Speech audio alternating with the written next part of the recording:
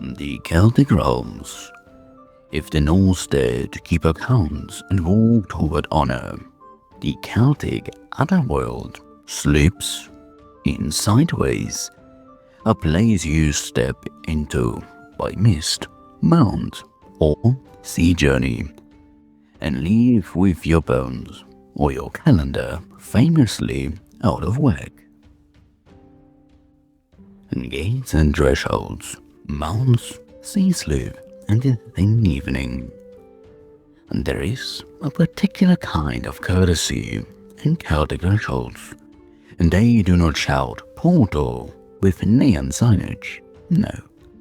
Instead, they offer a cup of mist or gentle hollow in a barrow, or the cling of a cup handed across a flickering hearth.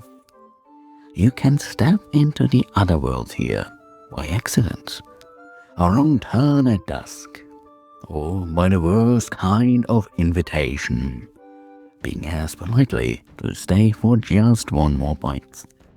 Either way, the theme is local, atmospheric, and properly particular. It is a named field, a shore at twilight, a cave mouth where the stone keeps its own weather. Sea mounds are literal doors.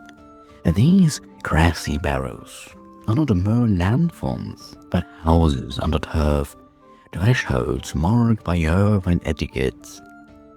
Walk past a mound, and the grass looks the same as any other. Cross the right lip at the wrong hour, and you find stairs and a table, where the tea is iced and the rules are different. Mounds are both hospitable and territorial.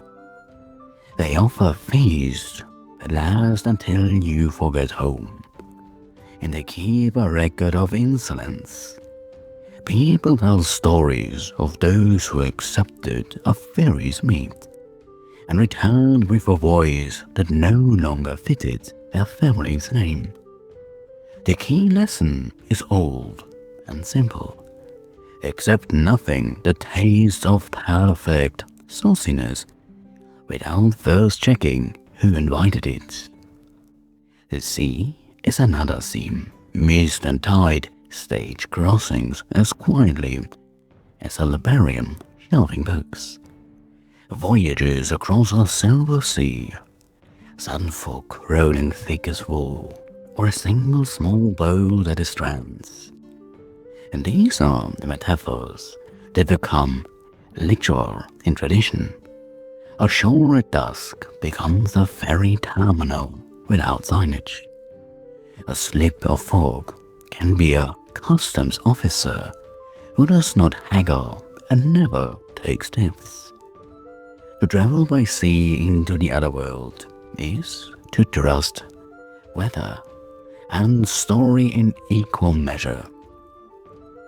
Put the dead on a plank, set a prow toward the horizon, and the world's edge will let you pass if the rides were done properly, and yours were blessed.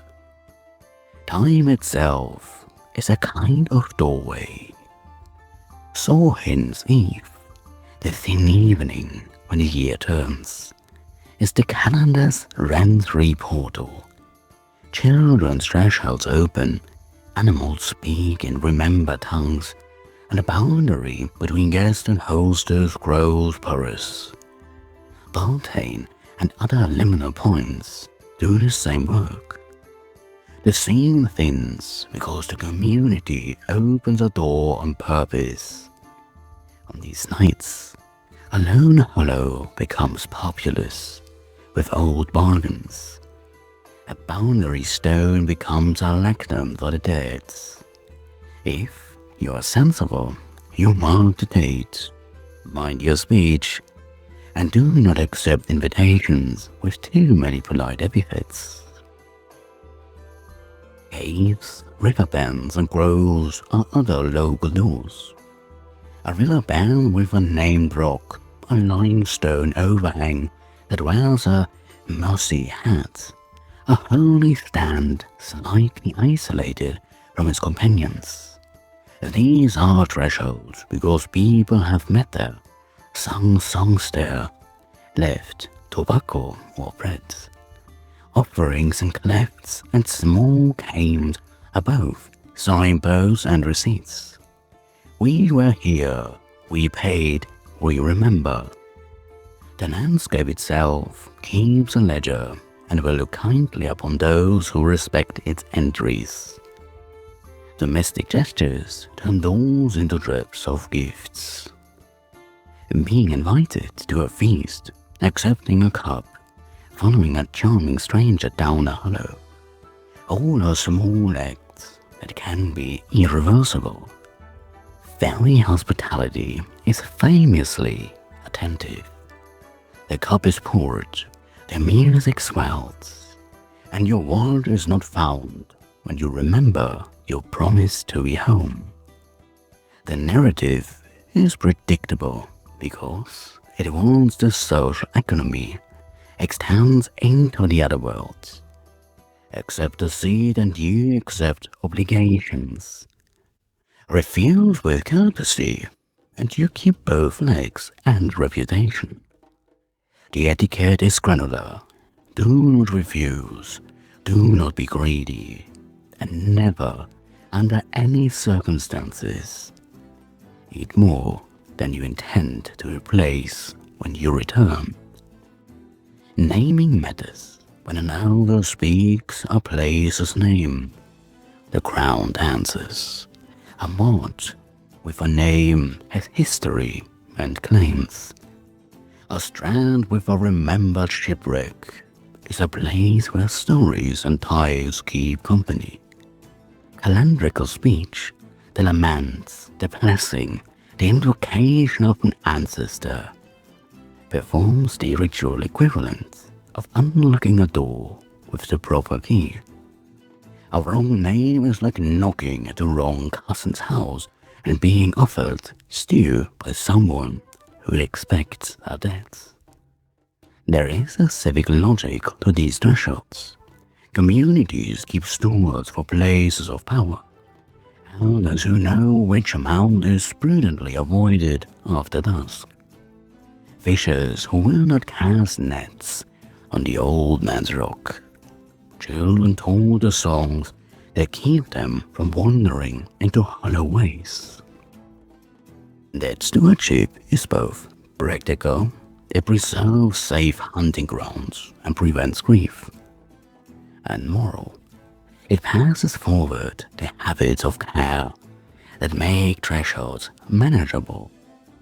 The landscape remembers, not just by geology, but by agreements enacted and sung and repeated by those who keep to their promises. And accidents happen. People stumble into feasts, answer a door that should have been left unopened, or accept a cup to spare an elder's feelings and then find themselves late for a very long time. The tales record both sorrow and, occasionally, rescue. A sibling who keeps vigil, a song that names a person and throws them back, a bargain struck at the dawn that undoes a night's misplacements. But the moral remains. The underworld is not inherently hostile. It is politely particular. It rewards proper etiquette and punishes small arrogance, usually by taking away something practical. A voice, a child's birthright, a memory of one's own name. Humor sits in the corners of these stories because the threshold delights in irony. A fairy's tea tastes of perfection because it is made to be addictive. A mist makes a crossing easy because it hides the toll collector's face. The dry jest is a protective charm. Laugh at the absurdity of a hill that keeps its own weather, and you are less likely to accept the silly invitation that follows. Polite skepticism, then, is itself a ritual. Smile, decline a second cup, and remember where you left your mother's name when a word asks for proof. In the end, the themes are local, the etiquette particular, and the cost practical. They borrow these strands to Holloway, and saw hints in nights are doors kept open by naming, by offerings, and by the careful attention of a community. Step lightly, speak the right name, decline suspicious hospitality with a bow, and you will pass the evening without being delayed at the ferry table. Fail, and you may find that home is a long walk away, or that the story your grandchildren tell about you will be deliciously different from the one you meant to leave behind. Transit and Psychopomps, mist, music, and the road that folds time. There are routes where the crowd simply behaves as if it had read a good novel. It will bend the hours for dramatic effects.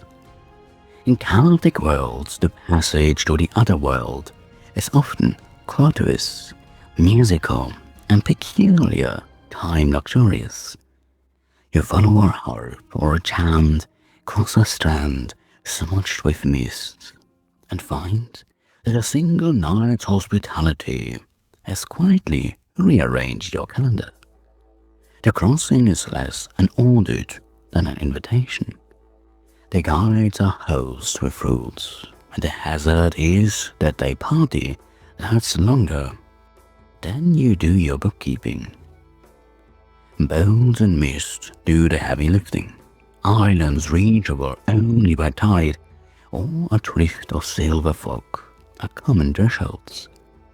The sea is a highway that opens for certain names, and mist acts like a customs officer who prefers poetic paperwork. Step into the boat, follow the shoreline into the fog, and the sea will carry you to islands where time keeps different hours. A shoreline at dusk becomes a departure lounge. A solitary skiff, the last public transport you will ever meet. The dawn may find you back on the strand with a pocket full of strange coin. Or it may not find you at all, which, in local terms, counts as very good storytelling and poor punctuality. Music and invitation are the map. A harp's notes, a she-call, or the low chant of a hospitable lords will do the direction setting. Follow the tune, and you are halfway across. The fairy call is not merely anthissing. It is precise. A particular melody names a place and a host, and to answer is to sign up for their terms. Accept a cup when it is offered, and you have agreed to a temporary change of identity. Sing back the song, and you become legible to the households. The music becomes the route marker, a living GPS that prefers rhyme to coordinates and has terrible manners about lateness. Time slips are the true trick. The classic hazard is simple and cruelly elegant. A night's revel becomes years. A single cup turns into a generation. You return to find grandchildren where you expected grandchildren-in-laws, or you step out to fetch a hat and discover that the road has applied a small chronological surcharge. The otherworld hospitality folds time like a letter, comfortable inside, alarming when you unfold it in public. The moral is twofold. and do not promise the children you will be home for supper unless you are ready to explain why their grandchildren look especially well-aged, and always leave one small token of the ordinary world with you before you accept an underworld cup. And guides are king-like, princely and capricious, and rarely bureaucratic. Arawn, Lord of Unknown, will offer a quiet, contractual hospitality. He escorts, instructs, and negotiates with the air of a good but exacting host. Manannán moves like tide and mirror, a faring presence over sea roads. One moment weather, the next moment a courteous ferryman who can mark your passage with a seat or a cloak. The Morrigan and related female figures sometimes appear as hospitable presences who test courage and character, or as darker personae who offer counsel wrapped in contradiction. These guides do not carry clipboards, they bring etiquette, expectation, and the occasional severe metaphor. Accept their escort, and you gain direction, and a compact of obligations you should have read more carefully. Now, hospitality has conditions. To be hosted is to enter social contracts. You eat, you listen, you are entertained, and you owe a response in kind. The underworld etiquette is granular. Accept 3 bites, and you owe 3 songs. Refuse the offered drink, and the host keeps the story of your rudeness for dramatic consumption later. The host rules may be unspoken, but they are enforceable. Broken obligations show up, not as abstract condemnation, but as loss. A name forgotten, a lineage's favor withdrawn, or the loss of any sensible calendar. In practical terms, in the bring a small offering, declare politely if you must, and never, ever accept a gift whose wrapping is just a little too golden. The road reshapes identity. The hospitable lord might give a name, a task, or a gift that alters what you expected to do when and if you return. The person who comes back with a song to teach, a prophecy to speak, or a duty to perform has been effectively rehired by the community with a new job description. Vision and vocation often arrive bundled. The underworld's music provides both the melody and the memorandum. That change is seldom metaphysical jargon. It is practical, a new duty to keep the spring, a song to call the salmon, a rule about when to plant a ballet. Communities treat such returns as promotions, provided the recipient remembers to report for duty. Now, there is a protective charm to manners. Keeping a token of home, a child's spindle, a mother's ring, a left shoe, acts like a bookmark that helps you find your page when you return. Offerings left ashore, a named prayer at the strand, a small soon charm in the pockets. And these domestic gestures steady the doorway and function like a courteous note to the ferrymaster. Passenger returns in good order.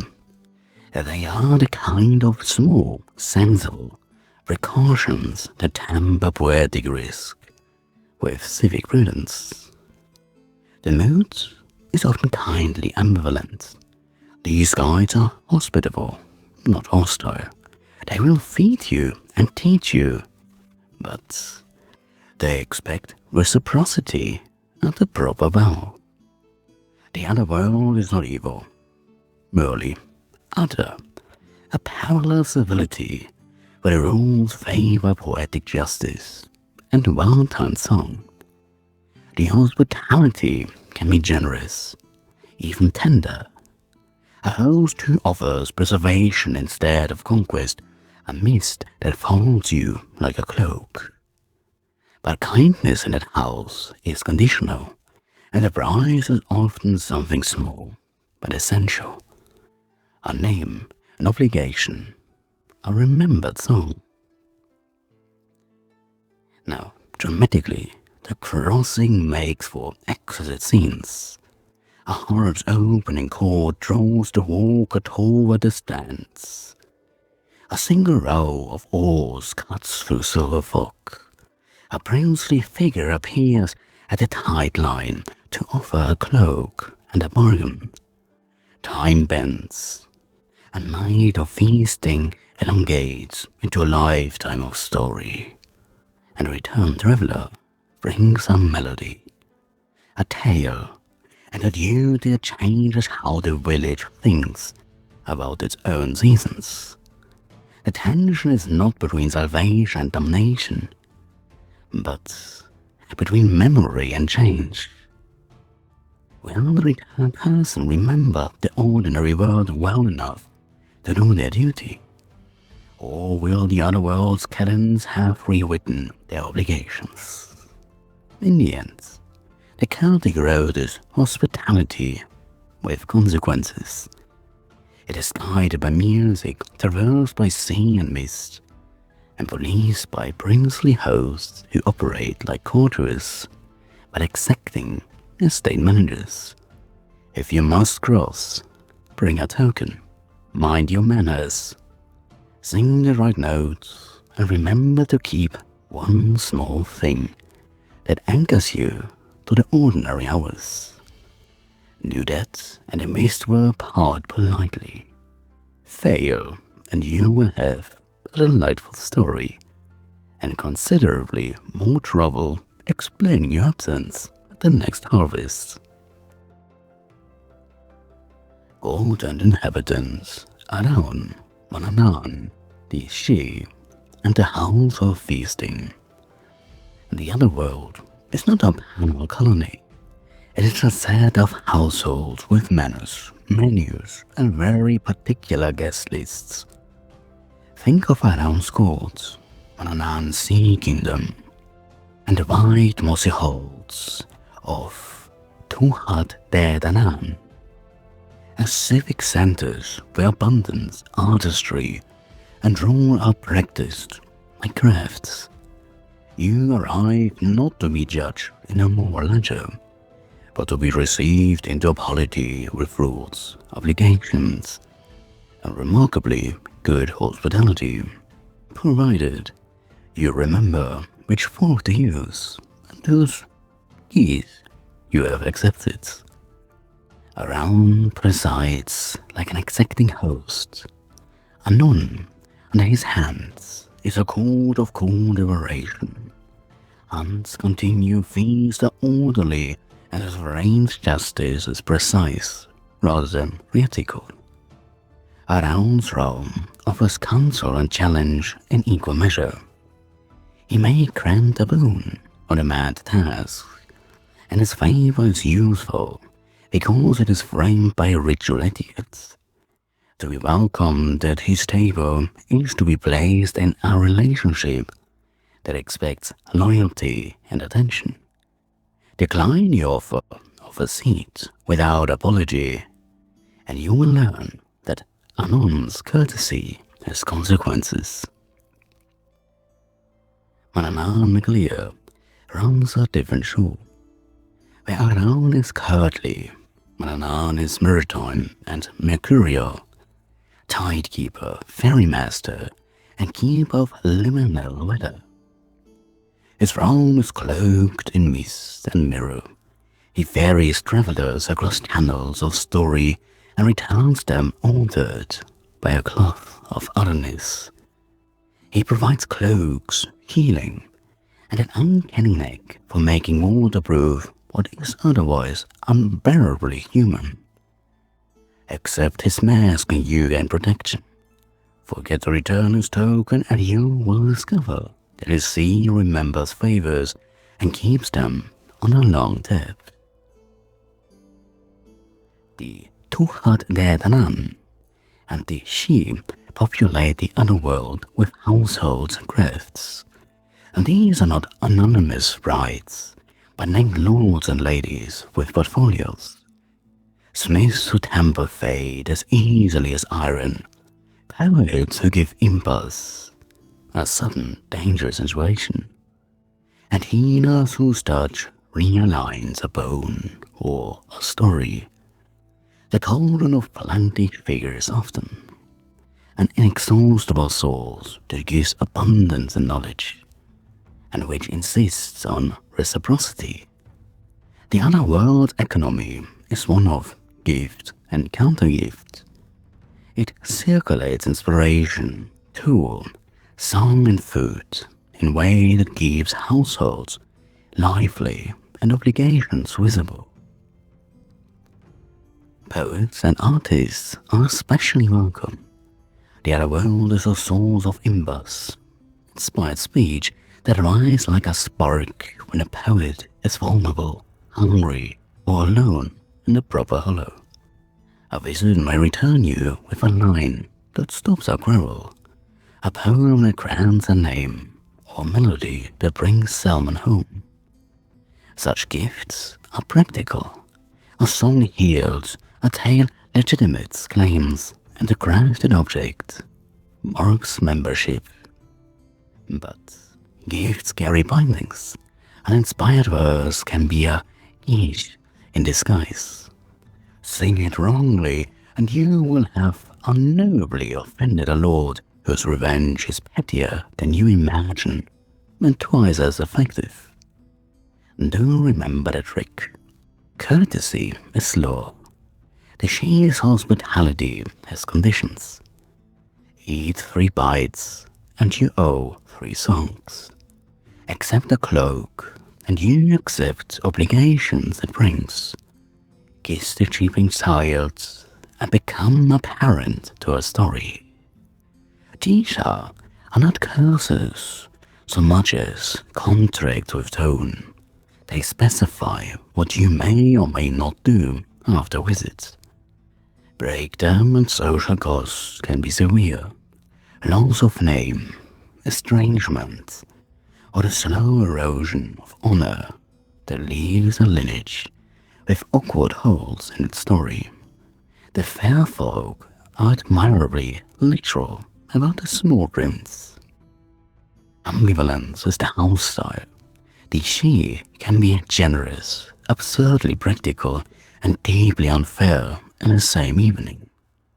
Their politeness masks appetites. Their bouquets restore and realign. Their bargains forge new carriers or quietly undo old ones.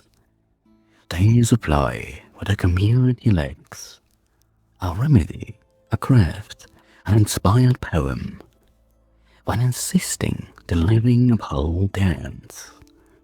The result is a transactional source of enchantments, not sinister for its own sake, but exquisitely demanding of attention and of good manners. Households maintain memory and law. Hunting with Arawn means you learn how to read taboo and write time. Taking Manannán's cloak teaches how to navigate tide and custom. Receiving a smith's tool from the Tuatha gives you a craft and a lineage. The underworld's patronage is political. It legitimates leaders, feeds seasonal knowledge in the village, and validates artistic authority. An ancestor sung by name as a Mounds carries weight because the song is proof that obligation has been kept and memory has been stored where everyone can find it. The underworld offers brilliance, breadth, and counsel, and it does so with a ledger you will soon understand. It is generosity braided to obligation. A feast and a nun feeds you and also points you. Treat the she's courtesy like a formal letter of credits. Accept the gifts, make the return, and you go home rehearsed with a new song and a healed hand. Yet, fail to repay, and the whole will remember you the way creditors remember those with expensive tastes, with intermittent, polite reminders that are impossible to ignore. Judgment, reward, and cultural function, feast, geasa, and the pedagogy of exile. Judgment is a covenant, not a core transcript. The underworld offers renewal, abundance, and power, but every boon comes wrapped in obligation. Gifts arrive as youth, poetic insight, sovereign sanction, or inexhaustible plenty. The price is geasa, the slow theft of ordinary time, or exile on the family hearth. The moral is plain and a little savage in its courtesy. Accept the feast and the feast will accept you in ways that change who you are and where you belong. Rewards are generous and concrete. Tirnanog tends back youth and ease. The hard labor of the seasons put on hold. Marmel offers a plain of delight where hunger and want are politely excused. The cauldron of plenty returns food and craft on demand. Embers and poetic gifts give a singer a sudden store of lines that settle dispute and name the worlds. These poems are not metaphors for consolation. They are instruments of cultural work. A healed king, a poet whose song repairs an offended king, grain that answers the spring's request. The cost is not abstract soul accounting, but the fine print of geasa, vows and prohibitions that bind a person like a contract with a sea king. A geas may require abstention, a single forbidden words, fidelity to a peculiar ritual time, or a refusal to return to a certain house. Break it and the result is immediate and specific. Loss of name, social ostracism, or fate more narrative than theological. Time itself is often the sting. A night's entertainment becomes a generation's absence. Accept a cup and you may discover the unfortunate truth that back by dawn in fairy speech translates as see you at your grandchildren's wedding. Now, culturally, these transactions teach limits. The tales instruct listeners to mind hospitality, to respect the giving and returning economy, and to place communal needs over private curiosity. The geasa enforce restraints. A prudent community passes songs, obligations, and cautions down the line so that its people will not be undone by an illicit appetite for marvels. So, the pedagogy is practical. Learn which hills to leave alone, how to refuse a cup with grace, and how to measure an oath that binds both you and those who follow. Politically, underworld contract legitimizes rule, sovereignty rights, marriages to sovereignty figures, and patronage from underworld lords furnish a king or queen with rightness that ordinary lineage alone cannot supply. A ruler who returns from an underworld encounter with an inspired law or a blessed harvest brings proof in a form that people comprehend. Miraculous plenty, a creative, a song that settles feuds. Such encounters are not merely spectacular, they are performative charters that consolidate authority and encourage precedence. The social function spreads beyond kingship. Poets return with emblems that fix names and subtle claims. Elders come back with curses that keep communities afloat. Lines of ritual reciprocity, season offerings, festal feasts, and the naming of ancestors are rehearsed so that polity's memory and resource cycles stay coherent. Otherworld gifts become civic taunts, a poem becomes law's rhetoric, a conference bounty becomes redistribution, and the lord's favor becomes diplomatic capital. In short, enchantment is utility when organized into ritual. Repair is the default remedy for error. When geasa are broken, obligations neglected, the community responds with public rites, apologies, reburials, or renewed offerings. These are theatrical acts of contrition, but practical measures that restore the social and ecological balance. A public acknowledgement that someone has overstepped and must be reintegrated by performance. The underlying logic is reparative. The world will cooperate if the ledger is set right. So, tone matters because lessons are taught with a smile. The other world is ambivalent, generous and dangerous in equal measure. And the stories cajole prudence as well as awe. Humor softens the pedagogy.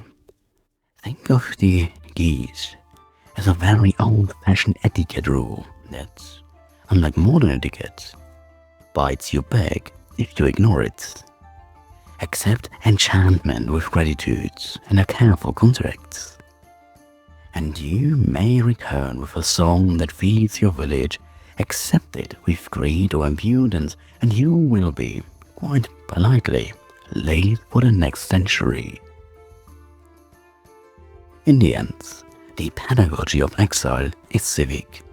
These and geasa instruct communities and limits, hospitality and seasonal care. The underworld yields youth, bounty and authority, but it also imposes obligations that bind the living to one another across time. The lesson is both ethical and eminently useful. The proper exchange of gift and obligation holds people, seasons, stories, and sovereignties together. Be offered a throne or a cauldron. Accept them and be ready to keep the accounts. So, Celtic realms are elegant traps. They feed you, teach you, and make you splendid. And then, by some small forgotten courtesy, they ask for something only the living can pay. Keep invitations polite, don't accept strange cups at dusk, and if you must go, mind the rules you are given.